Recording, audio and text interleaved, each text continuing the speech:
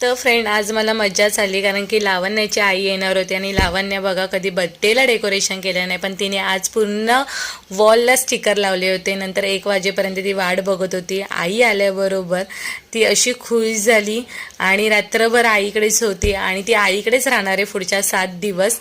नंतर असे गोल मऊ लुसलुशीत मावशीने पाठवून दिले होते कुडाळवरनं आणि सकाळी आम्ही त्याचाच नाश्ता केला. नंतर मम्मीला सांगितलं आम्हाला तुमच्या हातचं चिकन खायचं, तर मम्मीने दालचिनीची पानं टाकून त्याच्यामध्ये टाकला कांदा, आलं लसूण पेस्ट आणि नंतर सगळे मसाले ॲड केले, कढीपत्ता टाकला आणि मग ती दालचिनीची पानं ती पण ॲड केली आणि मस्तपैकी चिकन शिजवलं आणि त्यात वाटप टाकलं. असा प्रकारचं आम्ही सुकं चिकन करतो. एकीकडे आम्ही चिकन फ्राय पण केलं होतं लावण्यासाठी, पण मी एक एक करून ते संपवत होती. नंतर काय वड्याची बारी.